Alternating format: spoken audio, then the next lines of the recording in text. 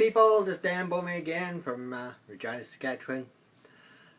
Notice I got my wading boots out because we're going to go into some deep water. I always got some kind of shtick, don't I? Anyway, I was going to write this week's Haftorah and decided not to because remember I told you about deeper waters and how we're going to be doing exploring it, and this Haftorah, I mean, it's just phenomenal. It is loaded with so much stuff, and it's incredible the amount of stuff that comes out in here. Remember that over the years, checked out my videos, I got into names and meanings, and this week it is, I'll bring this up here, from Judges chapter 4, verses 4 and 5. Okay. Now, to get the full context, you have to go back, move my computer back here, so I got the text.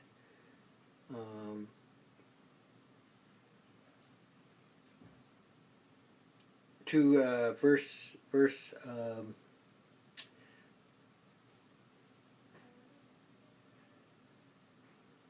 I want to go back to verse 3.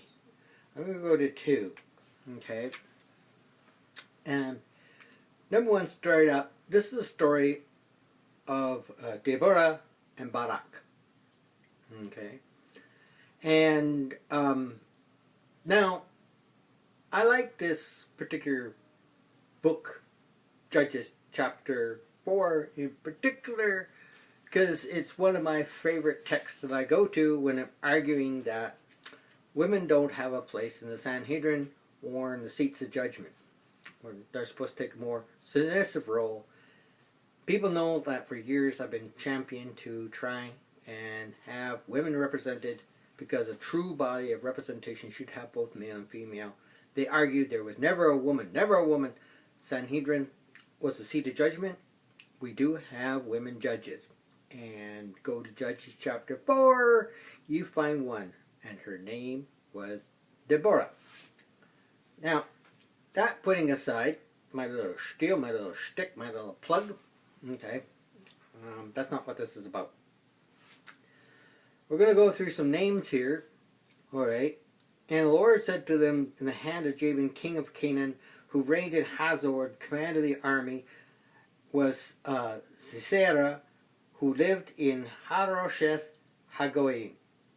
Okay, now you can look up those ones. All right, look up the names of Jabin, Hazor, Hazoreth Hagoyim, the Goy, the outcast.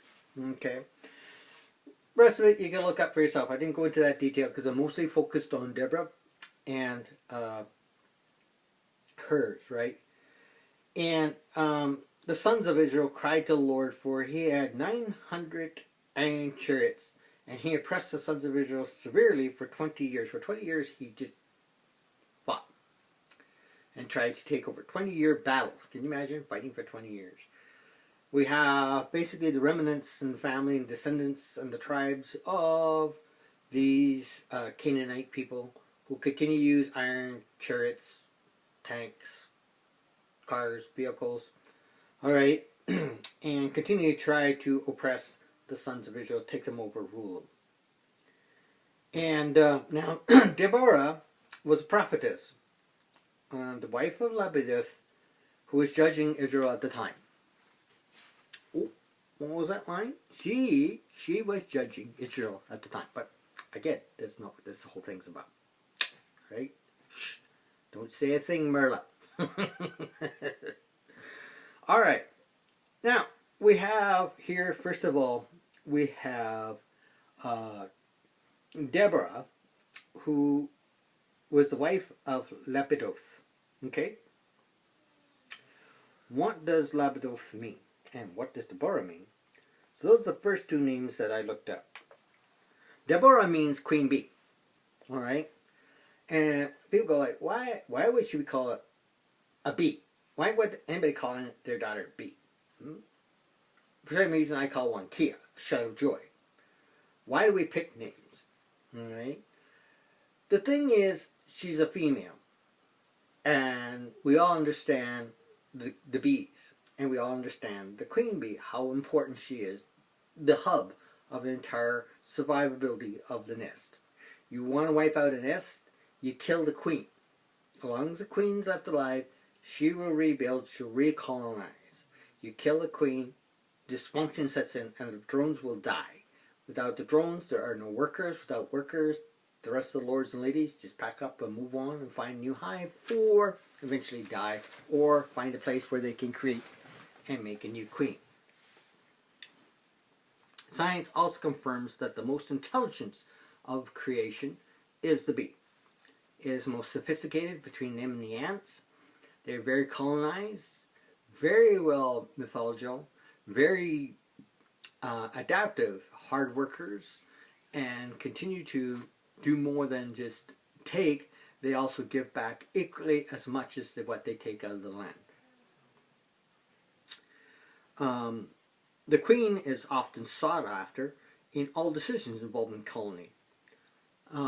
So here's Deborah, a bee, a queen bee, a master, a judge in the land, and what do we find? Israel, or the drones, coming to her and saying, we are oppressed 20 years, this slimy, this chutzpah, this nitwit has been fighting with us. What are we going to do? So, and lapadoth, alright, means a lamp or shining light. What attracts a bee? Weird, alright. They mentioned her husband, and I said, why? Why would they name her husband? It really has no input into the story, other than the honorable mention that he happened to be her husband. There is never an insignificant person mentioned in the Bible. Never. There had to be importance. There had to be something there. And scholars as a whole, the ones I've met, don't take the time to research and find out what was his importance. Lepitoth means a light. And what attracts a bee? Light. They go to light. They don't like darkness. They're attracted by light. And here, this woman, alright, this queen bee, is married to a man by the name of, would you get this, a light. What is the church? The church is a woman. The woman is a Deborah. To be a believer is to be a Deborah. We're attracted to the light. She is married to her husband, the light. And Yeshua calls himself the light of the world. Do you catch the parody that's going on here? I always tell you there's more than one thing going on here. And this thing is so full of it, man. You ain't gonna believe it. Alright? So, and, right, she sits under a palm tree, alright, between Ramah and Bethel in the hill country of Ephraim, and the sons of Israel came to her for judgment. Okay? I tell you, man, this is just lovely, alright? What, again, is a palm tree? Does this mean something? She sits, her favorite place is sitting under a palm tree. Okay? One is a palm tree. Again, the palm tree is symbolic of good. Alright? It is very symbol on itself of Adonai. Much of the murals on the temple walls were the palm tree. It was pureness to represent. They throw palm leaves out to victors, to very special, significant individuals. When Yeshua came into the city of Jerusalem on his donkey, they threw the palm branch out onto the streets, saying, Rosh Hashanah, Rosh Hashanah, blessed is the name of he who comes in the name of the Lord. Okay. What do you know? Alright. Deborah, who's married to the light, is sitting under the very tree which is the emblem of Adonai Elohim himself. Okay. She knows where to sit. She puts herself under the branches of her protection. The very symbol of being under God's authority, not man's authority. She didn't sit at her husband's feet. She took a place somewhere between those names again, Bethel, okay, and Rama. Okay. Now, what does Rama mean? All right, a high place. It's a hill in the area of Benjamin. All right, on the border of Ephraim. So she places herself under God's authority between some high holy place in Benjamin, my son, on the hill of Benjamin, in Benjamin's territory. Benjamin means my son. All right, Benjamin. All right, son of mine. All right, I'm just loving this stuff. All right. And again, look up Ephraim if you want to know what that means. And you're going to get a whole different picture of a whole lot of stuff going on here. And they're just like doing their little thing and probably didn't even realize it back then. If 90% of the scholars, they didn't get it. All right? This is the difference between being the prophetic and being a prophet. Now, she's a prophetess. No doubt about that. But at the same time, right, she sits under a palm tree halfway in between these two. Now, Bethel means the house of God. Beit El, the house of God, all right? Halfway in between, under protection of God, to this high place to the south. Are you going to be high and self-exalting, or are you going to come to God? And prophets and ministers and wives place themselves in the ministry of mediation between man and man. And here she is, a prophetess, ordained by God, judging between Israel, man, a struggling man, who is still wrestling with the concept of God and how he's placed in life, is still chasing other women, who's still chasing idolatry, who's still chasing, he's just unfaithful as you can be. Sisters, you got my way. If you got a husband like that, you need a Deborah in your life. You need to take the challenge and place yourself under the palm branch of Adonai Elohim himself, and sit there and judge in the land between the one who's not sure where he's going to stand in the Lord and those which are the enemy of God. God will take half a thought and make it a full thought and cover it, because at least we're thinking about God. We may not always get the picture of God, but we start to think about, we consider a man after God's own heart. Nope, David's head is not exactly where he should be, in the clouds. Hello, sisters. All right, but his heart beats right. And oftentimes, us men, our heads get off track, okay? And we start looking at science and ideology and theology and all these meologies, all right? And we get so confused. When really women know how to cut through and break through, and they go to the simplistic of life. And for years, my ministry has marked by the very essence of one of my teachers, who happened to be a woman minister, all right, and a pastor, a Christian pastor, yeah, who taught me and educated me on how to get to simplistic. I teach what I call the KISS method, keep it simple, stupid, of ideology, theology, keeping it very basic, down to the pad, okay? And she sits there between here, and she calls for Barak, all right, and Barak means, all right, 3 letters, Beit, Resh, and Kef, all right? Now, Kef could be the K, Kaf, or Quaf in the ancient Aramaic, which is acute, all right? And here you got, means to be blessed, all right? To sit, to gleam, to open widely, like to open your eyes, to see something, all right? And he is mentioned as the son of Abidim, all right? And which consists of 2 elements, Abba, which is the father, all right? And Ben, son, father, son. He's a father, son, all right? This is not a term that is given to, all right, a man. This is a term of an elder in the community. So his father is an elder in the community, and she sends for the man who can see, all right?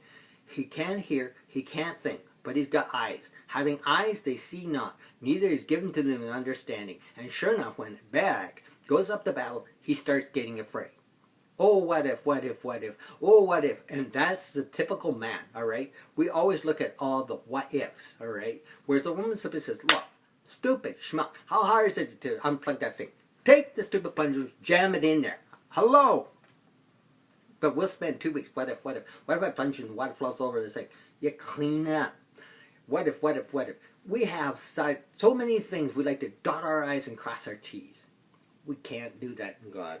And she sends it to this man who has who can see the difference and concern, who sends his son, who has the vision, who's supposed to have the vision, but he has eyes, but he sees not, neither has it come to the understanding, which is Lord. And he's from Kadesh, which means the sanctuary of Naphtali, all right? And Naphtali means the struggle, a rest from the struggle. A sanctuary is supposed to be from the struggle, and he goes up, but he takes Deborah with him. He says, I'll only go up, I'm not going to go. He has 20,000 men. 10,000 from the tribe of Naphtali and 10,000 from the sons of Zebulun. Right? And Zebulun, again, means, right, honor. He's a man caught between thought and honor. And Zebulun means a struggle. He fights within himself, and he's full of fear. And Deborah says, fine, I'll go with you. But I'm going to tell you, you will not have the victory. The victory will go to a woman. And a Canaanite woman slews the enemy general and the enemy king. An enemy woman, an insult to the commander of hosts, the Lord's army. Too often we get into flesh, and too often we get into doubt, and too often we get into despair. Time now to meet what the difference is. 10,000, was this an actual count or an estimate? Scholars don't know. 10,000 is to imply that it was a great number from both the struggle and from the house of honor. If you look at Naphtali, they have a title, a whole significance of being a doe, running 1 minute, standing the next, attacking 1 minute, fleeing the next. They were never stable. She's young, she's useful, she's bounding all over the place. The doe, the sign of Naphtali. Too often we are not solid. Be firm, be strong, be confident in the Lord our God. We're not to be Naphtali. We're not to be deers, other than to be the deer that panteth for the waters. And we need to be under the tree and pant after the waters of Zion. This water is Elohim himself. And his son Yeshua says, if you will drink of this water, you shall never thirst. He said he drank of this water. He sits himself under the tree of the palm. He puts himself under the authority of God. And a man under God's authority will have one of the most submissive, beautiful wives in his life. It's the one who butts head like the ram and fights. When I find relationships are on the rock, it's usually because the man is fighting with his God. We typify the bride of Yeshua. We typify him. And when we fight, she fights. If you want a perfect woman, you want the submissive woman, you want a protected woman, you need a woman like Deborah, who puts herself under the palm tree, under God's wisdom, and whispers in your ear, this was what you should do. Go fight the Philistines. Go fight the Syrians. Take back the authority. Don't let the enemy push you around. Come on, men. Be a man. Put on the armor of God. Put on the shield of righteousness. Draw forth the sword of word and let us go into battle. We like to talk about it, but we're looking for men of valor, men of strength, men of accord, men of word and deed. Until next time, this is Dan Baumet. I'm having fun with this one, man. I'm going to go some more deep. I love Haftorah. Then, shalom.